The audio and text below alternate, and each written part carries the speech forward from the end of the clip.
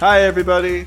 Welcome to the show. We are the Arnies, and we've got nothing better to do than be here with you. I'm Austin Terry, and I'm joined, as always, by my best friends and co-hosts, Matt Johnson and Keith Baker. Matt, how's it going? It's going pretty good. Another weekend in quarantine.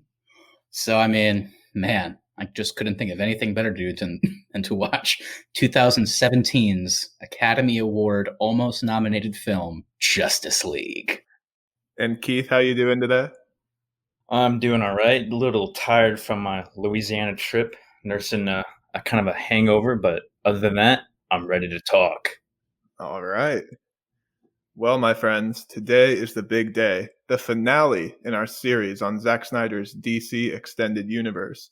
That's right, today we are talking about a film that was years in the making and the culmination of so many great standalone movies. This is a film that the studio did right. They took the time to get us invested in every single character, and, I'm thinking about the Avengers. Now, today we are discussing 2017's Justice League, a film that left many fans, including the studio, wondering what could have been. Well, we will be getting the answer to that question as well, because we also have to talk about the news that was just announced that HBO Max will be releasing the full Zack Snyder cut of Justice League in 2021. Matt, this is a pretty packed episode. Any thoughts before we roll the music? I guess I'm just curious, do you guys like my mustache, or would you prefer it to be CGI'd off? I prefer the CGI, and I want you to say, yes, ma'am. Yes, Whenever ma'am. she says no more dying.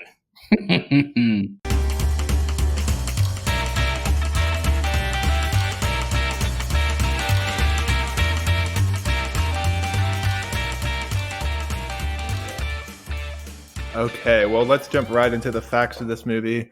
It was released March 25th, 2016, directed by Zack Snyder and Joss Whedon, written by Chris Terrio and eventually Joss Whedon as well, scored by Junkie XL, who was then eventually replaced by Danny Elfman.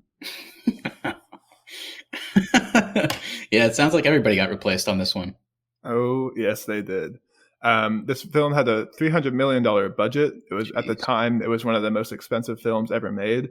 It grossed $657 million worldwide. So that sounds like a success, but this film actually needed $700 million to break even. So Warner Bros. Lost an estimated $60 million on this film. Which is crazy. I mean, Justice League, the movie they were building towards, lost money. Crazy. Can you give me a little background on how that works? Because they still made $657 million. Yeah, I mean, I don't have the exact numbers or math, but just kind of a general rule of thumb, if you're somebody that's like looking into how much a movie costs to make, if you go like on Wikipedia, for example, it'll tell you the budget, but that doesn't include marketing. So, for example, when Austin says that this movie cost $300 million to make, which includes all the crazy reshoots they did, it doesn't include the marketing budget, which typically the rule of thumb is it costs the exact same amount as the budget, meaning just basically double it and you'll get the full cost. So that probably means this movie cost $600 million to make and market. And if they only made like 70 million as a profit, that's not the type of money that is going to warrant spending 600 million to make a movie. So obviously this led to a lot of changes in the DCEU. Lots of people got fired. So it was just a shit show.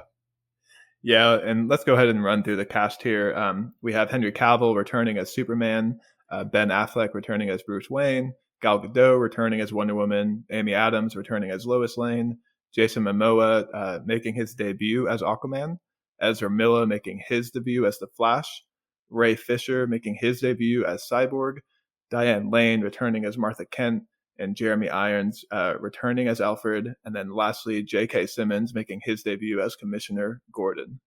So this movie is packed full of big actors, but then also packed full of DC characters as well. Yeah, I mean, it's definitely cool to hear about the cast, but I just feel like most of them are misused. I mean, Commissioner Gordon, such a big character. He's in like, I guess, a scene. I don't even remember. Yeah, one scene. I think he's just the what's it called? The light shows the bat symbol scene. Yeah, that's basically his like one scene, really. And then one other scene, I think, in the police station. I think that's the only time I remember him. Okay, so let's jump into the reception of this movie. Obviously, after Batman v Superman, audiences weren't as excited for this film, but then with Wonder Woman's success, interest kind of grew. However, concerns about this movie resurfaced once Zack Snyder was replaced midway through production, and then some concerns continued when they announced that they were going to cut both Zack Snyder and Joss Whedon's movies together. Overall, though, surprisingly, this movie got at least a better Rotten Tomato score than BVS did. This one launched with a 48% or a 40%, whereas BVS launched with a 28%. But a lot of the dislikes were they felt like Warner Bros. Was meddling again in another film. Their reshoots were very poor, especially obviously Superman's mustache. Way too much CGI, especially in the Steppenwolf scenes. And then all the introductions of the characters is very rushed, so you don't know anybody. And also critics felt that the whole Justice League team is pretty incompetent and makes a lot of mistakes. That's really all I can muster for this movie, dude. I really just don't care. I mean, this movie just left me feeling so hollow. I mean, everything you're saying, the cast, the story, the production, certainly sounds interesting. I just don't give a shit. Well, those were the dislikes. So I think it sounds like you're right on board with the critics there. I don't know. I don't even want to talk about this movie.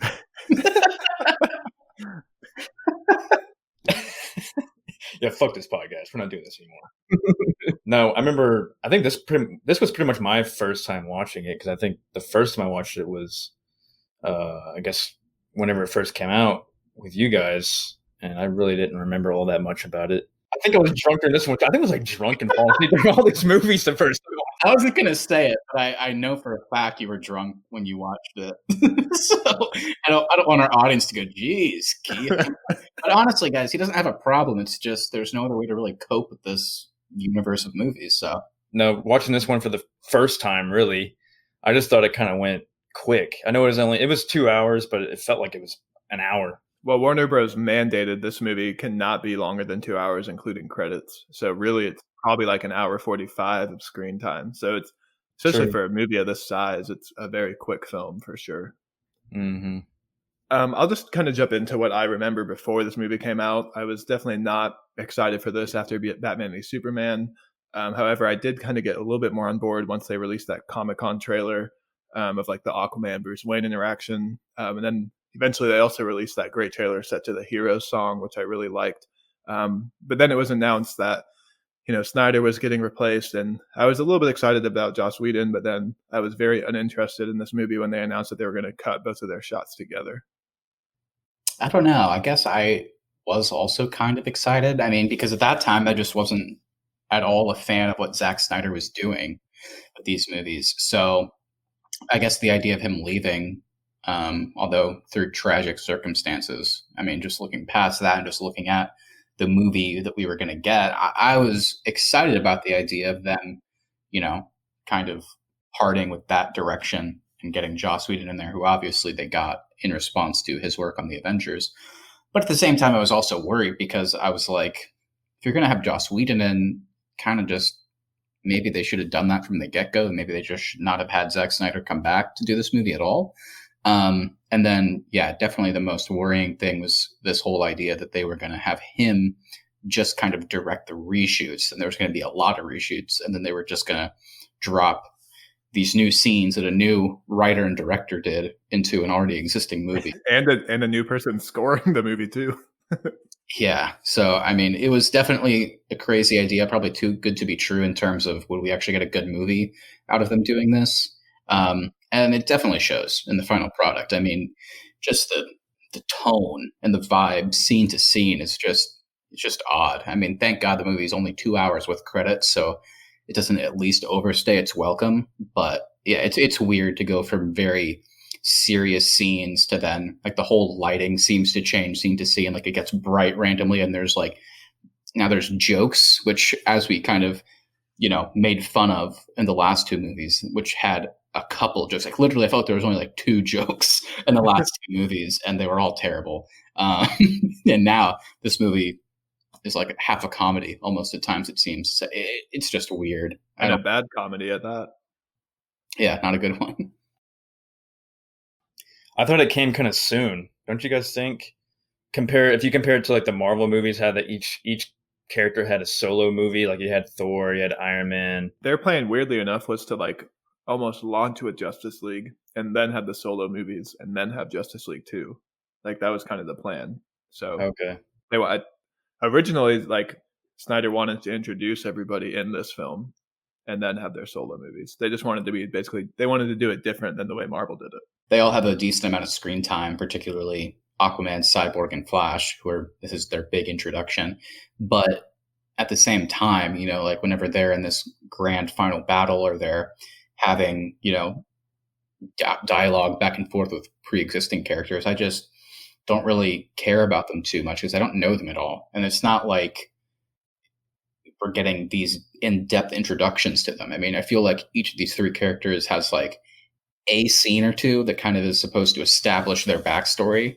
And then it just kind of goes from there and they're part of the team. But yeah, it's weird to kind of just feel a deeper connection to Batman, Superman, and Wonder Woman. And then that's only half the team. And then the other half are people that we're just barely meeting and we're supposed to care about. And, by the end, I don't really care at all of what's going to happen to them. Well, let's get into the actual film. This movie, Justice League, the Justice League movie opens up with an iPhone shot of Superman. Literally iPhone footage of Superman. That's the opening to Justice League. I was hoping the entire movie would be in an iPhone footage. I was really hoping as well. I mean, the beautiful shot composition that they set up with this opening scene, it just really felt like a missed opportunity. I mean, really, we could have got a found footage Justice League film. Such a shame. No, I mean, in all seriousness, this scene sucks. I mean, talk about just the worst way to introduce us to this movie. I mean, talk about the worst way to ease us into this now infamous Henry Cavill mustache. Let's just address it right off the bat because I do not see the mustache. Yeah, Austin claims that he does not see it. And then literally right after we watched it, I sent him a picture, like a side-by-side of Henry Cavill looking normal and then him in this movie. And he was like, oh, okay, I see it.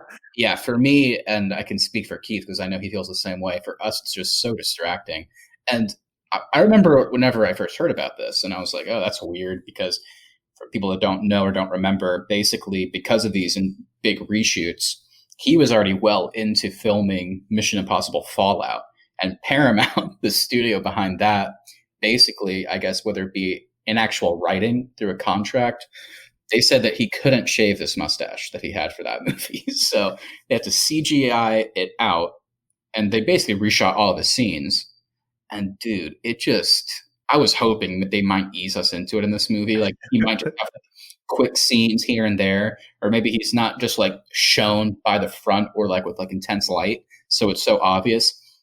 This opening scene is literally just a close-up of his face with bright light shining on it, and like he's talking at the same time. So right from the get-go, this is the weirdest looking thing I've ever seen. And it only gets worse, as we'll talk about with our favorite line in the movie. Yes, ma'am. Well, so let's move on here. We get our introduction to Batman in this movie, which I think is a good introduction. He's stopping the guy from Mindhunter who's stealing something, and then he encounters a parademon. If anybody that listening in has seen Justice League War, it looks like a lot of that scene from that movie. And I think it's a pretty good introduction to Batman.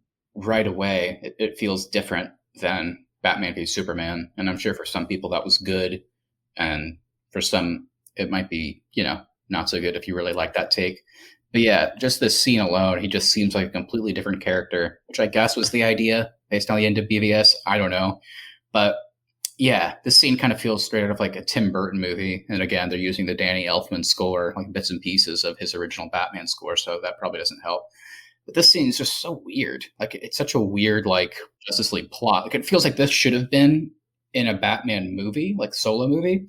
But then out of nowhere, a parademon comes up, and we were joking about this previously, but like it gets caught in a net and explodes, and then somehow with its green blood leaves behind the boxes. What's later revealed to be the mother boxes. Yeah, and Batman's reaction is, I knew it. It's like, what? How did he plan for this? Like, did he see another parademon explode? Like, I don't really get it.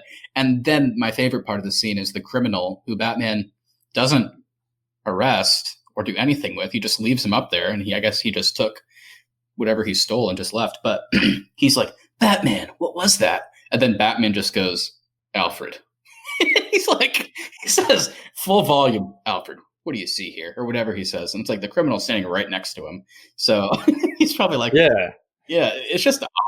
Yeah, I thought it was a really weird, casual conversation between him and the guy he was chasing. It's like, look, I know with movies like this, even good ones, we have to like suspend our disbelief, to enjoy scenes to the fullest probably. But this one, for whatever reason, I just couldn't. Him just having this really weird, casual conversation with this thief who then he doesn't arrest. He just leaves him up there. And then addressing Alfred full volume in his earpiece or whatever when this criminal's standing right next to him. It was just a weird introduction to Batman that felt very, very different from the BVS interpretation. Well, and so then this movie has about 4 other intros, because we have Wonder Woman's intro where she's saving a bunch of people from domestic terrorists. We have Aquaman's intro when he weirdly takes his shirt off and swan dives into the ocean after talking with Bruce Wayne. And then we have the Flash's intro where he meets with his father in jail. And then we also have to introduce Cyborg. So we have, roughly 4 to 5 different, like literally different ways this movie could have started pretty much. It's like 4 different opening scenes basically. Yeah, I thought the Aquaman intro was kind of awkward in a way. I remember we talked about this, I think, in the last podcast maybe, about how it's split from Zack Snyder to Josh Whedon's introduction to him. It goes from him slamming Bruce Wayne up against the wall, like, get out of here. And then it cuts to them being outside, like, yeah, so what do you want? How you doing, Bruce? And they're just like talking casually. Yeah. Yeah, and I remember when they released that Comic-Con trailer, they definitely had, like, that was when Snyder was still directing. And so you see Aquaman slam Bruce against the wall and he says talk, and he looks like super intimidating. And so clearly that's a Zack Snyder shot. But then, like you said, Keith, the next scene is definitely a Joss Whedon scene when they're just casually strolling on the beach together. Yeah, man, this whole scene with him casually talking with Aquaman just screams like reshoot, because the green screen is awful. It feels like Joss Whedon just called them and was like, hey guys, come to my backyard. I set up a green screen. Let's film. A green screen in a kiddie pool. Yeah, it feels like they just had a fight that we saw, and now he's like, Bruce Wayne dressed as a bat. It's like, okay, I guess, I don't know what's happening here, man. Yeah, it's very weird. Any thoughts on Wonder Woman and the Flash's intro? The Flash one's fine. I kind of expected that they do the whole dad thing, going to visit him in jail. I thought it was effective. I thought it was fun. He does the whole thing where the guy behind him's giving him a hard time, so he very quickly draws with Sharpie on his face or whatever. I thought it was fine. Good introduction to that character, I suppose. The Wonder Woman one was also fine. I like the action in it, but the domestic terrorists, their whole thing was surprising. What were they trying to do again? They're trying to blow up a couple city blocks to send the world into chaos, and I think their goal is to return humanity to a time before we had gods or something like that. Yeah, who knows? I don't get the point of that. They just needed a device to have her beat some people up. Yep. So there you go. Okay, so then that kind of takes us into our first introduction to the main villain of this film, which is when Steppenwolf appears to take the mother boxes back from the Amazons. I think this is my favorite scene of the movie. It's definitely a better fight scene than the final scene in this film. I love the Amazons, riding on horseback, and just they were such a cool part of the Wonder Woman film too. So to get to see them again was awesome, I thought. It was a pretty intense scene, them on the horseback and throwing the mother box, just rooting for them to get away with it the whole time. But yeah, I thought the scene was really cool. I thought it was it's our introduction to Steppenwolf, who looks stupid, looks awful. I think he looks cool. He definitely looks better than he looks in the comics. I guess. Yeah, I'm not really familiar with him in the comics or whatever. I think he looks so CG, and I don't know. I just think the design is kind of silly. Just a guy with like a relatively normal looking face with just a weird, shiny headpiece on. I just thought it was weird. But at the very least, if you're going to have this kind of weird introduction in terms of his motivations or whatever, at the very least, you get a cool action scene out of it with the Amazons. Yeah, I really liked the scene. It was cool to watch, exciting. The choreography between them, just like in Wonder Woman, was awesome as well. So that was appreciated. And the actor that plays him, is it Ciaran Hurds? I can never say his name. I always say Kieran Hines, but I don't know exactly how to pronounce it. It's probably better than the way I'm pronouncing it. Yeah. But he gives his voice is great for Steppenwolf, and I think he gives a good performance. He just obviously he's just a big CGI boss, so he doesn't really have a whole lot to work with. Could have been worse. I think I definitely would put Zod over Steppenwolf, and I think at the very least, I know you guys feel differently, but at the very least, Lex Luthor also having just ridiculous motivations. I at least like the performance. It's a bit harder to say that here because it's like I like the voice acting, but for me, he just looks ridiculous. And I mean, he doesn't look any less ridiculous than Lex Luthor looks. I guess that's fair for some. I guess Jesse Eisenberg's fake hair might turn. Ding, ding, ding, ding, ding,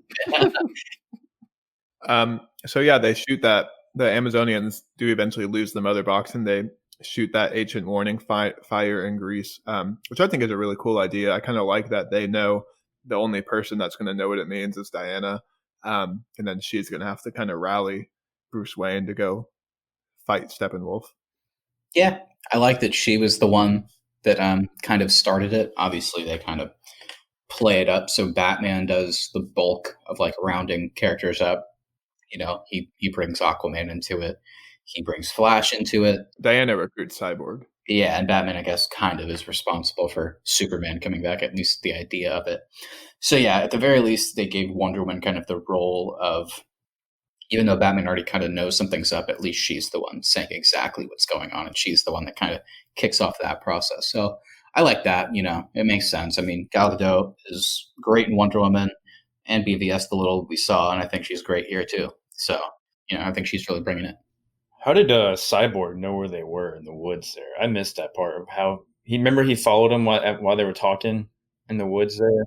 He kind of hacked into basically a bunch of news feeds and figured out who Batman was, and then tracked Batman to his compound. It's a really weird scene now that I think about it. Like they do exposition between him and his dad, and he talks about how his body is changing like every day. He's getting like these new abilities or new powers or whatever.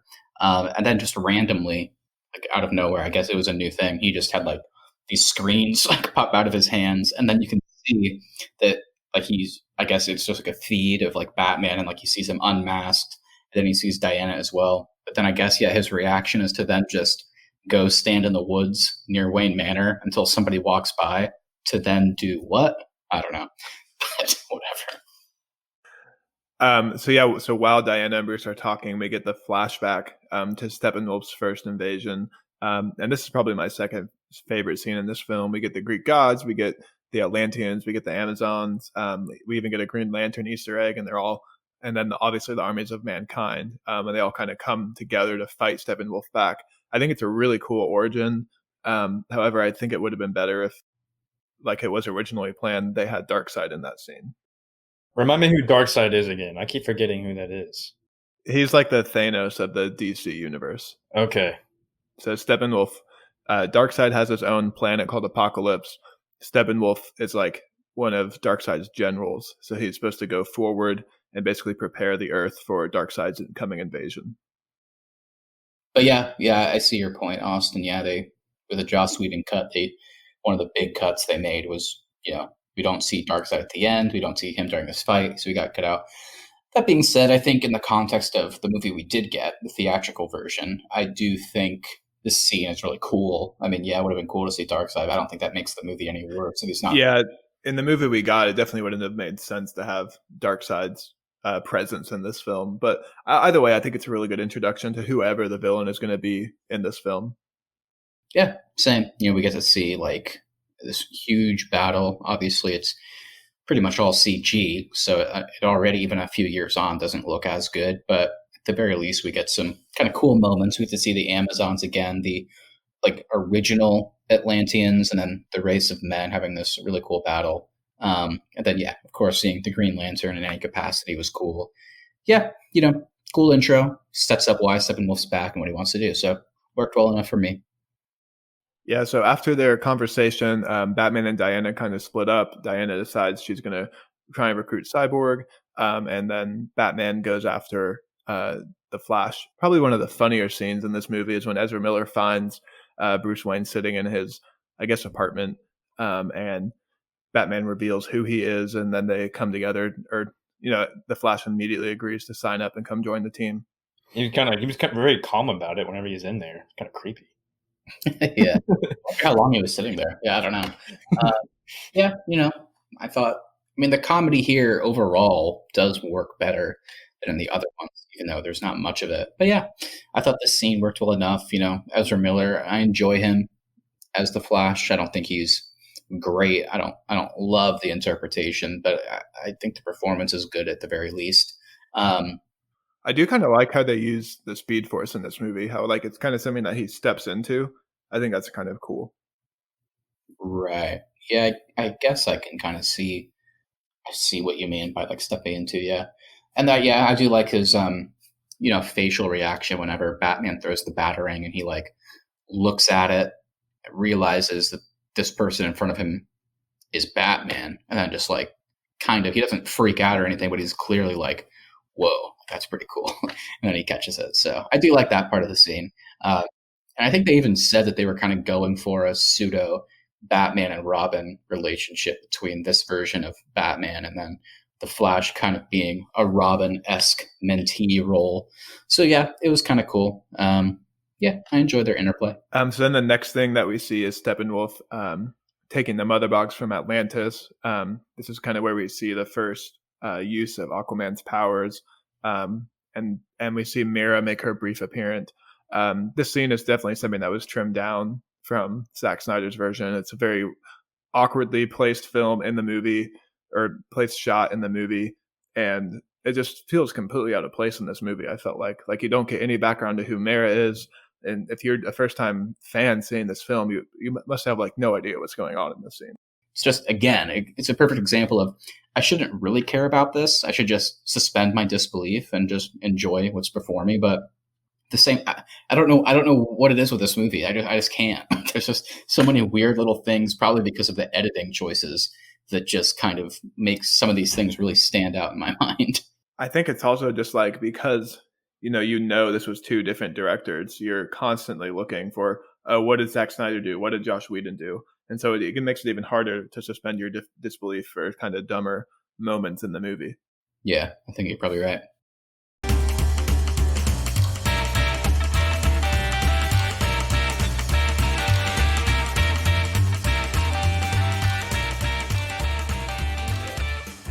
So that's the culmination of the first act, is when Steppenwolf gets the second mother box from Atlantis. Then we kind of see Steppenwolf's lair in Russia, and he sends his parademons out to start kidnapping Earthlings, who I guess he somehow knows that they're going to know where the mother box is. But eventually he kidnaps Victor Stone's father, Silas Stone, and then Cyborg realizes he's going to have to help Batman and Wonder Woman to get his father back. So then the next scene that we see is Batman, Wonder Woman, and Cyborg and the Flash all go meet with the only scene that Commissioner Gordon is in. Yeah, this scene reminded me of The Wizard of Oz, whenever the Wicked Witch of the West sends out her flying monkeys. That's what I thought of. Y'all know the scene I'm talking about? Yeah. Whatever. I think we're just getting to a point where I just don't have much to say. I mean, it's fine. I don't know why he's in Russia specifically. I don't know if they explained that, like why he has to be there. And then the Gordon scene, cool enough way to show off that they're coming together. And he even, mentions that it's nice to see Batman playing well with others again. Cool. But, I don't think there's much more to say going forward in terms of plot. It's just kind of from this point forward, the team's together. So it's going to be more about the action moments and that kind of thing. Yeah. So then they go, I guess it's an abandoned subway under Gotham Harbor, but they figure out that that's where Steppenwolf is. And they take the Nightcrawler, which is, I guess, like a big spider device that crawls through the subway tunnels of Gotham. And we kind of also do get to see like our first full shot of the Ray Fisher Cyborg suit. And man, that suit looks really rough. They definitely needed some CGI, a bigger CGI budget to pull that suit off. Yeah, I don't know why this doesn't look good. I feel like for a movie that cost $300 million, I think most of it just ended up going into these crazy reshoots. So maybe that has something to do with it. Maybe there's a different version where or like an earlier, like the Zack Snyder stuff. I don't know. Maybe back before the reshoots, like he looked better in some scenes than if they had to reshoot it. Maybe they couldn't put as much money towards it. But yeah, I agree. It definitely looks rough for the most part, and it looks worse in some scenes than others, and it can be a little bit distracting. Yeah, which is a shame because I think Ray Fisher probably gives the best performance in the movie. Oh yeah, great. It's just a shame that the visual department couldn't really support his performance. Yeah, so this kicks off kind of the first like fight as a team that they have. Batman and Flash have a kind of a nice little moment where Batman gives the save one, just save one, and you'll know what to do. So you kind of get that a little bit more of that mentor relationship between Batman and the Flash. I like that. I like the save one thing. I like that they established that this version of Flash kind of doesn't have any training, which actually kind of makes sense that he doesn't, because I mean, since he's younger, like who would he have gotten training from? And since he's training, he doesn't know how to fight. As he states, he doesn't really need to know how to fight, essentially, because he moves so much faster than everybody else. All it really takes to do anything is push somebody. So I like that they set that up. I thought that was really cool, something I hadn't really thought of before. And so then, yeah, I like that Batman's response is, don't worry about that. We'll do the fighting. You just focus on getting the hostages out of here by just saying, just save one, and then you'll know what to do. Obviously, once he saves one person, he feels ready to go back in and save another. So I really like that aspect of it. Yeah.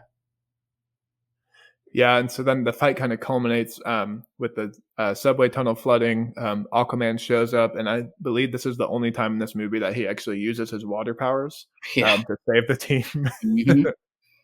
Yeah, it's the only time in the movie that he's near water. The rest of it, so the only time where he could do something cool looking and useful. Really, I mean, he just gets his ass kicked for the rest of this movie.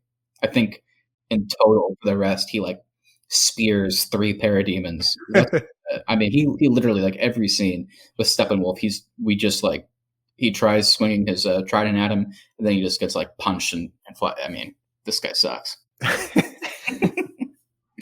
So Cyborg eventually goes and recovers the mother box, and then Bruce Wayne reveals his plan of how he's going to bring Superman back. The team kind of has like a little squabble about it, but we really don't know these characters well enough to really care about their internal squabbles or really their ideals, because we just met them about 15 minutes ago. Yeah, no, Austin's exactly right. They try and like artificially create some like squabbles between these characters, and it just feels forced in order to have some conflict in the movie. And ultimately, even if it didn't feel forced, I don't know how much I would really care, because there's like 6 Justice League members here. 3 of them we've never met before, other than one scene each in BVS. So I just don't really care about their side of the argument, or who they're voting for in terms of whose idea they think is best. I just don't really care about them. Yeah, I guess really the only 2 I care about is Batman and Wonder Woman, because we do actually know them at this point. And you can definitely see the hurt on Diana's face when Batman does bring up Steve Trevor. But that's really the only time where the conflict kind of works for me. But the rest of them, I just don't know them well enough to know why they're even against Bruce's plan, or how they even really know that Bruce is the reason he died. Yeah, it's really forced. I mean, Aquaman has a line where he's basically saying like he should be at rest because that's what he would want. That's what the soul wants. Just like I mean, I can't argue with that, but I don't know why you're here. Why would he be there if he didn't want Superman to come back? If they're trying to defeat this thing, then why would he even go? Yeah, Aquaman of all people would be supporting Superman coming back, because in total, in the rest of this movie, he like beats 3 people, like 3 little parademons. He like knocks them out. So like he really should have Superman come back, because he gets his ass kicked the rest of the movie, and he really could use the help. Yeah, I think the prior fight with Steppenwolf is maybe supposed to make the team realize that they kind of need Superman, because they all kind of get their asses kicked. But it's so rushed. Like this whole film is so rushed. Yeah. So, but moving on, eventually they all agree to do Bruce's plan to bring back Superman. Flash and Cyborg dig up Superman's grave, where they kind of have a nice little interaction, and you can kind of see their relationship developing. Then eventually they're in the Kryptonian ship. They lay Superman's body in the Genesis chamber, and then the Flash runs really fast and touches the box, and boom, Superman's back. Eventually he confronts the Justice League team, and Cyborg loses control of his suit and attacks Superman. And this is where I felt like this scene was so pointless, because we don't need to see Superman fight the whole team. We've already had 2 movies establishing how powerful he is, so we don't need another scene to show off how he can beat the whole Justice League. I thought he should have had just a mustache, like just get rid of his because his jaw looked the worst in this scene, I thought. Yeah. Again, it's just because it's like this intense light and they do close-ups of him for some reason. It looks ridiculous, dude. I do like, I got a kick out of the ending line where he throws the "Do you bleed" line back at Batman. Thought that was pretty cool. But ultimately the scene kind of seems pointless. I mean, I get that they wanted to kind of create some conflict when Superman comes back to kind of make it a choice as to whether or not they should bring him back. But yeah, I mean, it just kind of seems very easily resolved. So, they just bring Lois Lane in and pretty much he's totally back to normal. So yeah, it kind of goes by pretty quick. Yeah, so it's revealed that Batman's big guns is Lois Lane, and Clark and Lois fly to the farm. And I know you guys want to touch on the "Yes, ma'am" line in this. I mean, it's just, the epitome of what we have been talking about, which is for some reason in these reshoots, they chose to do close-ups of his face. And again, in this scene, it's like the light on his face is so intense, it just even more highlights how ridiculous his upper lip looks. And then Keith and I always make, for whatever reason, whenever he says, "Yes, ma'am," like he opens his mouth really big and he smiles with his teeth that look fake because there's a mustache right above it. Wow. Yeah. I would recommend anybody, if you're not, going back to watch the whole movie along with us, just watch this scene in the cornfield. It'll be all you need. This scene's incredible.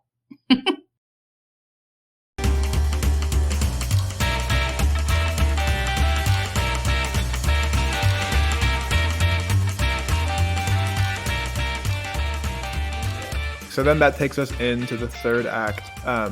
Cyborg eventually locates Steppenwolf's location, and they all board the troop carrier to fly to Russia. And then, yes, Keith, this is then when we get the Aquaman sitting on the lasso of truth scene. I liked it well enough. I just didn't like the cutaways to Diana and Bruce and watching their weird reactions where they're like trying to hold in laughter or something. Kind of like there's one shot of Ben Affleck when he's just like, he kind of like half points. It's just really weird. It feels like 101 acting. Like it's really odd. He looks like he's trying to like hold in a laugh and or a fart, and then like kind of points at the last one. He's like, "Oh, I won't point at it." And then it just keeps on going. It's odd. Yeah, I think Jason Momoa like delivers this line fine enough, and it works. I guess it's probably one of the better, funnier moments of this movie. But once again, we don't know these characters well enough to really care about like their growing relationship, I guess. But I guess they kind of use the scene to show that I guess they're all starting to like each other a little bit more. Maybe so. I guess so. Yeah. And then also randomly on the troop carrier, Bruce just shows up in a new suit where he's got some bat goggles. I didn't understand the need for that. I didn't know why he needed goggles all of a sudden. I guess maybe to combat the really weird red CGI sky and light that proceeds to follow the entire final action scene. Maybe you need goggles for that. I don't know. Yeah. So then eventually they make it to Russia. They all kind of split up to do their separate roles. Batman takes the Batmobile and kind of knocks down Steppenwolf's barrier, and then eventually the rest of the team comes to save him after his car gets overwhelmed with parademons. Yeah, and then Aquaman weirdly jumps onto the Batmobile, and it looks weird because he looks like he's too big for it. Like he looks too tall in this scene. I don't know if that was CG or how that happened. I was laughing to myself because he just looks really funny whenever he lands on it. Doesn't he get the shit knocked out of him too? Yeah. During the scene, he jumps off and he just gets knocked by one of the parademons, and I remember he just makes like, "Oh," and he just goes away. Like, this guy really doesn't know how to fight. Well, he's used to fighting in water, and he's not near water. Yeah, why didn't they incorporate water at all in this final scene? I don't know. He literally does not use his powers. He just brings a trident and falls a lot. He really does. Yeah. I don't know what their goal was here. I really just feel like they would have still won if he literally wasn't even on this team or asked to be a part of it. And also, they would have won without Batman too, because after his Batmobile scene, he has nothing to do. I think my favorite scene in the movie is there's a quick shot of Batman. He like disarms one of the parademons, takes their gun, and then just starts shooting them. And then there's a scene later where he runs out of ammo and he just like, again, it feels like acting 101. Ben Affleck just like clicks it and it's empty. And then he just like pulls it up to his face and stares at it. And then he just looks terrified. It's like, is this your only game plan? Like, I guess this guy was so used to murdering in BVS with like guns and stuff that he forgot how to like fight or use his other gadgets. Because he runs out of ammo in this gun and he looks like his world has just ended.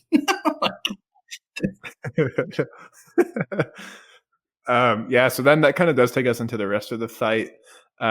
Superman eventually shows up. He helps the Flash save a bunch of the civilians that are fleeing this town. This scene actually did make me chuckle when the Flash is just pushing a car, and then you see Superman carrying an apartment building full of people. I thought that was pretty I like funny. that as well. I have one moment I want to talk about that made me laugh my ass off. Whenever when Superman comes in and he like says that one line, I can't remember how it goes, but it ends with I come for justice. And then it cuts to Ben Affleck and he's like without his mask on, he's like he looks like he's about to cry. Like yeah, his mouth is agape. It's just wide open. It's like he opened his mouth all of the way and then like opens his eyes as far as they can go. And what's happening? This guy's a good actor. It feels like he forgot how to act in between this and Batman v Superman. It is the most weird looking shocked reaction I've ever seen. Well, he's probably upset because he finished all his scenes with Zack Snyder, and he's like, "All right, I'm done." And then they were like, "No, you got to come back and shoot the whole movie again." He puts again." a hamburger down whenever he's reading his email. He's like, "Ah, dang it!" Oh man, we're sorry, Ben. You're a good guy, I'm sure. Yeah, so then this does kind of wrap up the fight. Eventually, Cyborg stops the three mother boxes from combining after they fake laugh together, where he's like, I'd take it back. I wish I was dead. And then they both just start fake laughing for like 10 minutes. It was weird. No joke, at one point, Superman does like an old man laugh. He just goes, oh, oh, oh, oh, oh, oh. It's like, how old is this guy? Yeah, and then you kind of get that cheesy Cyborg line where he's like, "My toes hurt." That's what causes him to start laughing. That's when he goes, "Oh!" It's like it's the funniest thing he's ever heard. With his dumbass mouth. Yeah, and then so then we get the shot of the whole team standing together while flowers start to bloom and in the background. Scene, Aquaman is like in a full body cast, or should be, because he got his ass kicked this entire time. Yeah, and then we just kind of get some closing shots. They set up like the justice table in the manor. Bruce buys back the farm for Clark. And then, eventually the credits roll and we get a I guess, Injustice Society tease where we get to see briefly Joe Manganiello's Deathstroke. Oh, yeah. I completely forgot about that from the first time I watched it. I forgot he even made an appearance. Yeah, I like the way he looked. He looked cool, but I don't know if we're going to see him again. He looks cool. I want to see him more, but I don't think we're going to. We'll see. Who knows? I mean, with a Snyder Cut coming to HBO Max, people wanting the Ayer cut, people saying that they're going to have Ben Affleck rewrite his solo movie. Who knows what could happen over at HBO Max going forward.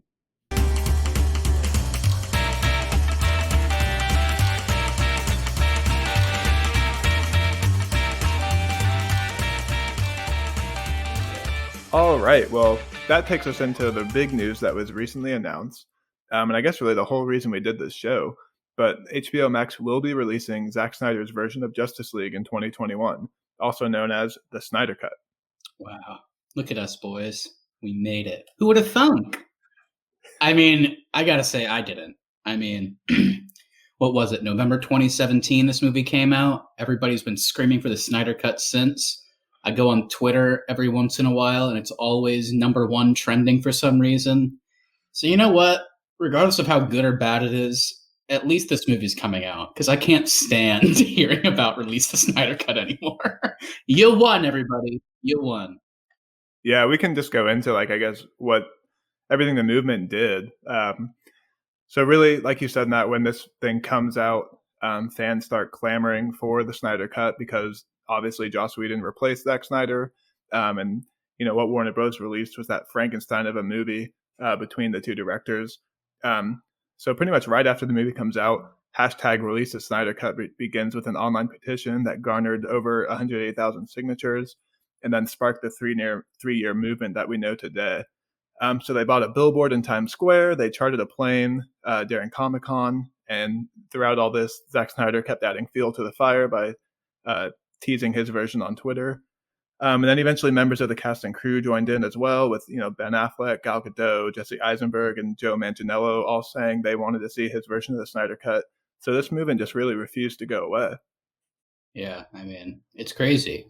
I mean, good for them. I think it's cool that we live in a world where this can happen, where 4 years after a theatrical movie comes out, you can get cool director's cuts like this. I know some people are saying this might set a bad precedent for this kind of thing going forward, but at least in a vacuum with what HBO Max is doing, I think it's kind of cool.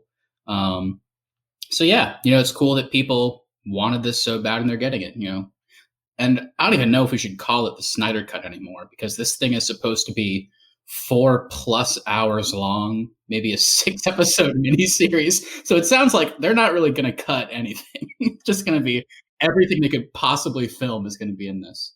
Are they going to keep any part of Josh Whedon's cut in there, or just complete Snyder?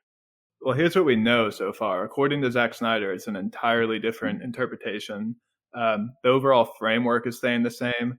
So, the Justice League has to basically stop Steppenwolf, and just like that general plot line is going to stay in there. But according to him, we only saw really a fourth of what he shot.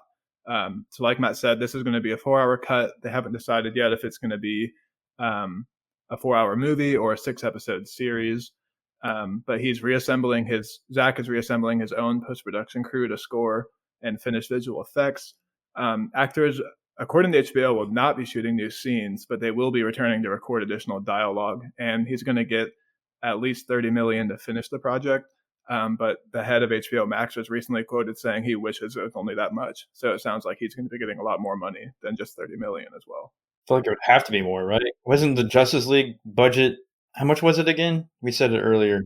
$300 million, not including marketing costs.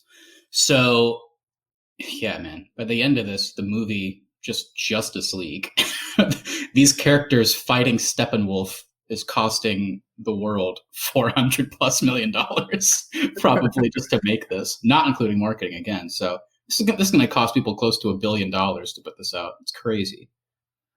Yeah, and it also has been confirmed by Zack Snyder that Darkseid will definitely be in this movie. So we will be getting Darkseid as well, which I know I asked for earlier, so I'm happy about that. Yeah. So I guess based on the fact that a quarter of his 4-hour cut, was used in that movie, I guess by math or whatever, I guess that means an hour of what we saw in the Joss Whedon version, which would amount to 50% of that movie, we could expect to see in some form in the new version, which is crazy to think about. Like half that movie is just going to amount to like a small fraction of this new version. So we'll see, because again, I think we all agreed that we liked aspects of this Justice League. There's some good stuff in it, some fun performances, some cool set pieces. So, I hope they keep some of it, what worked. I mean, I don't think there's any reason to get rid of the stuff that we liked and what generally people liked. So we'll see how they put it together. Who knows? I mean, this could be an even crazier endeavor. Everybody calls the original version of Frankenstein job stitching it together, but we'll see how this is edited, how it flows with all these hours of footage. I'm really curious. Yeah, I mean, it really sounds like we're going to kind of be getting more of what we asked for, which is we're going to get to know Flash, Aquaman, and Cyborg a little bit more. Apparently, his version, according to the cast and crew that worked on the film, just spends a lot more time establishing these characters. And then there's also just additional supporting characters for these characters that we're going to see as well. So like Desaad will be in this, Volko will be in this. Apparently, the Atom and Iris West are going to be in this. And it's also rumored that we might be seeing a little glimpse of Martian Manhunter as well. Yeah, isn't the idea that the general or whatever from Man of Steel and BVS is like secretly a Martian Manhunter? Although, like, I feel like that's what I always hear, that guy is going to be. I think that's just a fan theory. Oh, is it? Okay. Yeah. Yeah, we'll see. Who knows? I mean, that's a good thing you bring up, though, because I am worried about fan theories with this, because, Zack Snyder has talked about that there was the 4-hour, piece of footage that they shot for this thing originally.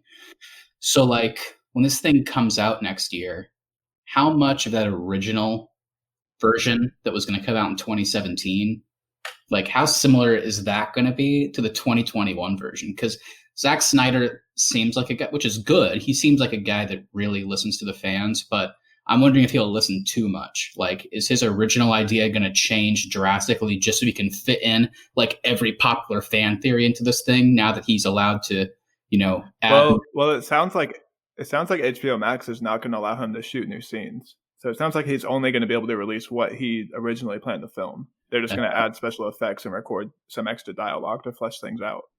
Okay. Yeah. It also has been rumored that Henry Cavill will be returning just to get. He may be the only one shooting new scenes just to not have to do a CGI face again, which would be greatly appreciated. Yeah, I guess that would make sense. You know what would be funny though is like if they're not able to shoot new scenes, so they just like 3D model, I don't know what it's called, like motion capture Henry Cavill, and then just take his like real face without a mustache, and then just place it over all of his scenes in the original Justice League. So he's just walking around, and like now at least his mustache like isn't there, but it's just like from the neck up, it looks like fake. But I guess that being said, though, I guess all those scenes are going to be gone because those were all Joss Whedon scenes. So it sounds like Zack Snyder is going to take everything Joss Whedon shot and just burn it to the ground. Yeah, I'm sure Zack Snyder is very angry about everything Joss Whedon filmed. I have a question for you. If it's going to be a 4-hour cut, why don't they maybe cut the last hour of it and use that for a Justice League 2? Why are they going to release it all right now? That's an interesting idea. Yeah, so I guess kind of the big change that Zack Snyder had was, I guess in this one, the Justice League actually loses, and they bring back in the time travel element where I guess Cyborg fails to stop the Unity, and then the Flash has to run back in time, which is that scene we get in BVS, and then Justice League 2 is going to be them kind of getting a redo, from what I understand. But it also should be mentioned that everything from like basically here on out is just speculation. So who knows? Yeah, because I guess also it's kind of a tough spot to be in if you're WB because I mean they have Aquaman, which destroyed the box office, so we're getting sequels to that. We're getting more Wonder Woman movies. We're getting more Shazam movies. The Rock's going to be Black Adam. Obviously, that's going to eventually tie in with Shazam. Sounds like Superman may be coming back in some capacity. So like in 5 years, they could easily take these characters and do Justice League 2, but it's like if this Snyder Cut comes out on HBO Max and everybody loves it, like, do they then do a sequel to that movie? Do they do like I don't know how it's going to work, and honestly I feel like if you ask them, they'd probably just say we'll wait and see how it all happens. I don't know.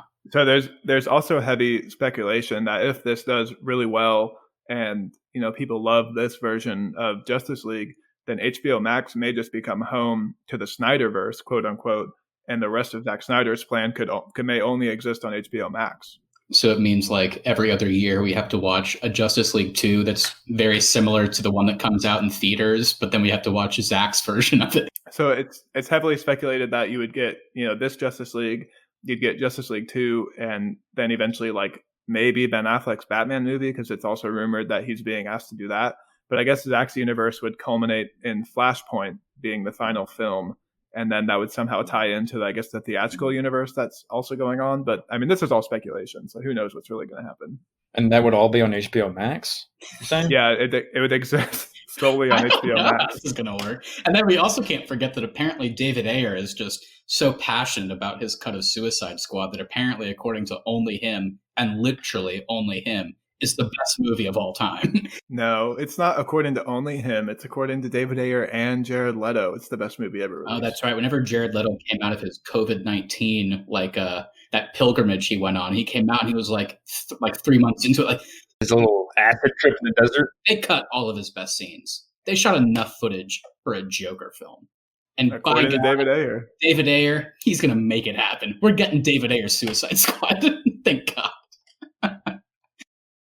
Well, who knows? That's another film that has its own movement, and I think these are very different circumstances because obviously Zack Snyder lost his daughter to suicide, which was one of the main reasons for him getting removed from the film. I don't think there's room for a David Ayer Suicide Squad, but I mean, at this point, tell him that. Don't tell him that. We'll see. Yeah, and I guess the last thing I saw about this was Joe Manganiello, who plays Deathstroke in that end credit scene.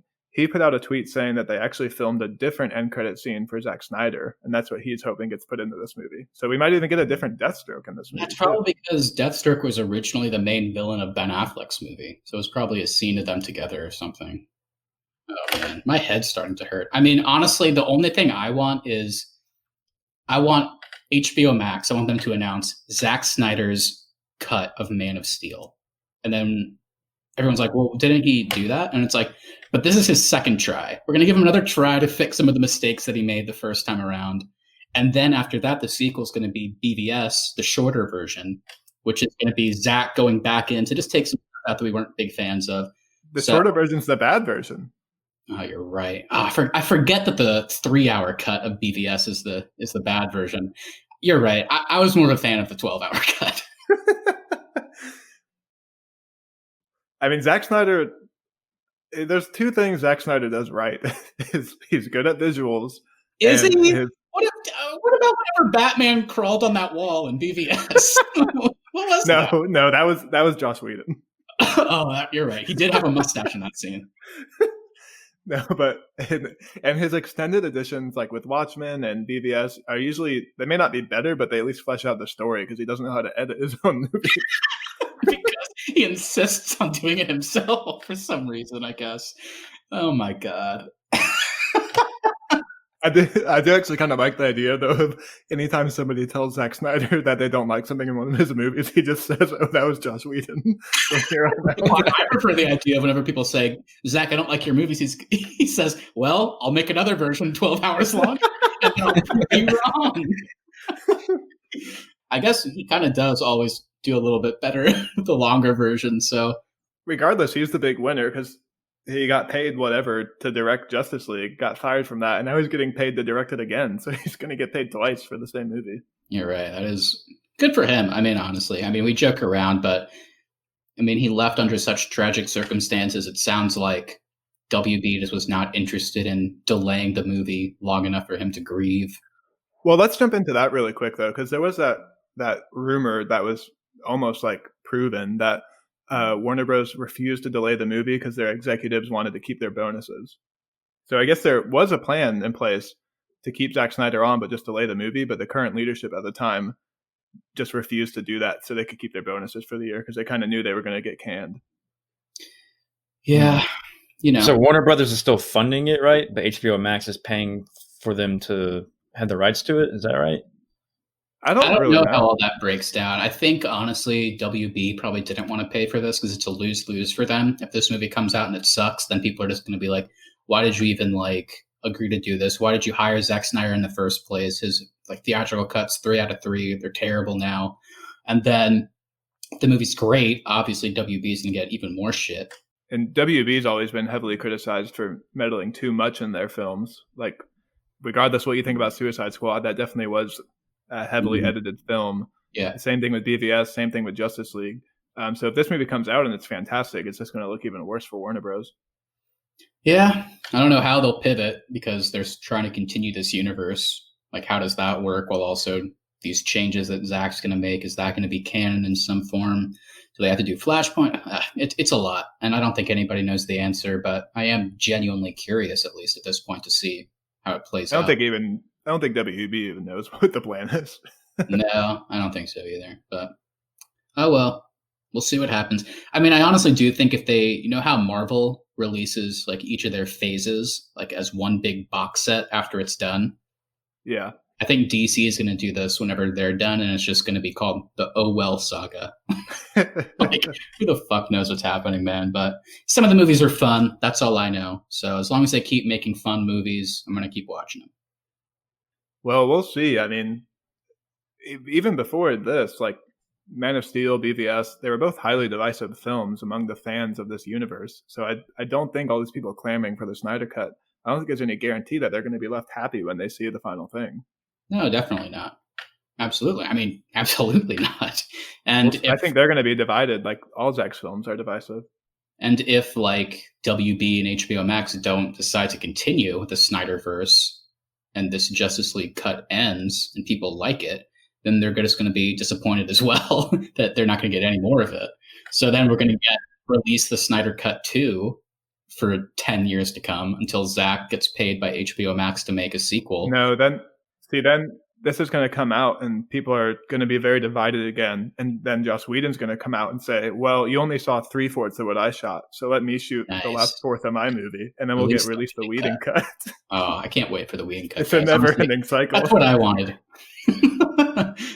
Let's start it right here on the Arnies. We'll do hashtag release the Whedon cut. Yeah, guys.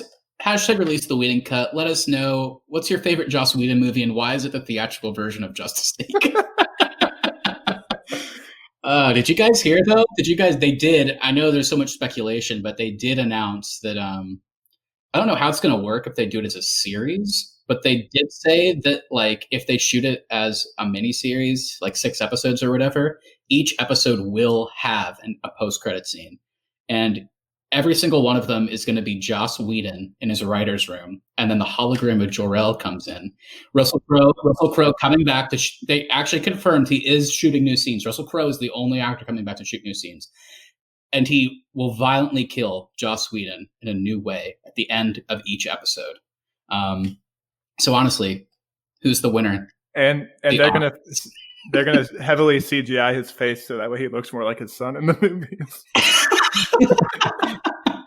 Wow, I didn't know that. That's cool. Yeah, it just came out right before we started recording. That's why you didn't see it. Okay, that's fair. Anyway, guys, I think we got to wrap this up. Let's just call one more time. Hashtag, and honestly, it's about damn time someone spoke up, and I'm glad that we 3 gathered to do it. But release the Whedon cut, guys. Hashtag release the Whedon cut. Get it trending on Twitter. Let's get it out there because people need to hear about this. Joss has unreleased footage. We need to see it. We only saw 3/4 of it. Oh, that's a shame. I got to find out. And Warner Bros. Is going to be so confused. Get it trending. All right. All righty. Well, any final thoughts before we get out of here? No. 2 more hashtags. Hashtag bad lip. Hashtag yes, ma'am. Yes, ma'am. Well, everybody, thank you so much for listening. If you like what you heard here and you want to hear more, please make sure you subscribe to our channel and also share with your friends. We're trying to grow this channel. The Arnies.media is the website and at the Arnies is the social. So we'll see you there and we'll see you next week as we do a little bit more of a laid back episode. We're going to be doing a little quarantine check-in. So we'll see you guys next week.